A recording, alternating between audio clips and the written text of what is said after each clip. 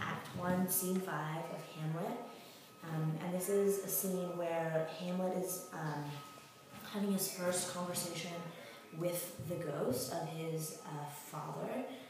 And this is where he learns about the ghost's murder and how he's going to revenge his death, which is the whole storyline of the play.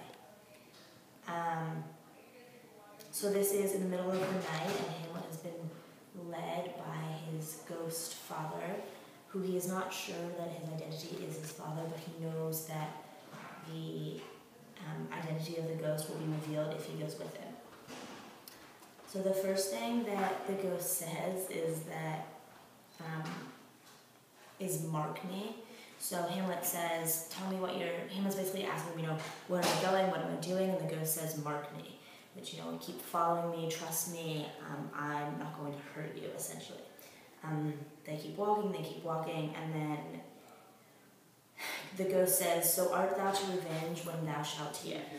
And this means that the ghost wants a confirmation that Hamlet will revenge his death, but he has not given Hamlet any details of the death, so Hamlet responds with what?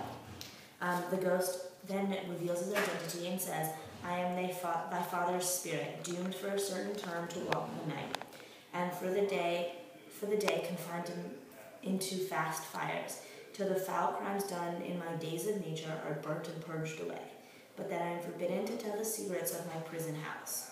I could a tale unfold whose lightest word would harrow up thy soul, freeze thy young blood, make thy two eyes like stars start from their spheres, thy knotted and combined locks depart. And what he's essentially saying, first of all, he reveals his identity, like I said, and then he says, when he says he's doomed for a certain term to walk the night, that's essentially saying that he is basically in a sort of purgatory where he is not allowed to rest because he's been murdered and no one has solved his murder. So he says, till the foul crimes done in my day of nature are burnt and purged away. So he has to make it right. He has to have his murder revealed in order to be able to rest. And then he's sort of explained to Hamlet that he doesn't really want to tell him what happened because, as he says, the lightest word would harrow up thy soul, freeze thy young blood. So it's not a story, not a light story, not an accidental murder. This was a cruel murder, and he's worried about telling his son about it. So I continue on like this, and then after the ghost has explained how terrifying the story is and how sad, and how it's difficult for Hamlet to understand it, he then says, list, list, oh list, if thou didst ever thy dear father love. So he's explained how horrible this is, and now he's saying to Hamlet, okay, now listen to me because now I need your help. So Hamlet then says, oh heaven, so he's confirming, I will help you. And the ghost replies, revenge his foul and most unnatural murder.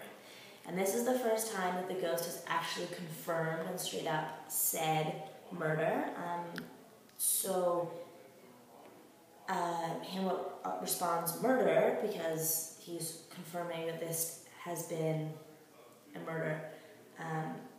So the ghost then says, murder most foul, as in the best it is, which is actually iambic pentameter, which is one of Shakespeare's most used forms of grammar. So Hamlet says, hast me know to it that I, with wings as swift as meditation, or the thoughts of love may sweep to my revenge. So basically he's saying,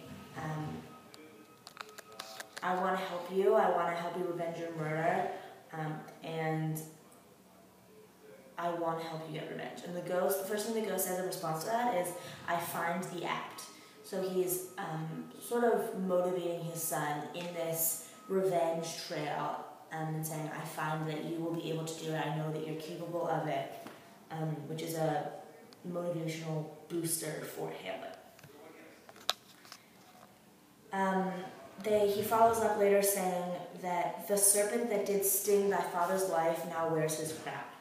So he's explained how he's been killed. He's had poison poured in his ear, which is shown when he says, Sleeping in mine orchard, a serpent stung me through the whole ear of Denmark, is by a forged process of my death. So he's been poisoned in his ear. And then when he says that the serpent that did sting thy father's life now wears his crown, he's saying that Hamlet's uncle, who has now married his mother, is also the one who killed his father. So Hamlet is, of course, horrified and astonished, and the ghost says, that incestuous, that adulterate beast, with witchcraft of his wit, with treacherous gifts, won to his shameful lust, the will of my most seeming virtuous queen, O Hamlet, what a falling off there was. So he sort of confirms what Hamlet is thinking about his uncle and how how there's been adultery, and how he's taken his queen, and what a falling off there was, because they had gone from being brothers, and now, he's been murdered by his own brother. This passage sets up the whole play and gives Hamlet's purpose for the play, which is to revenge his father's death.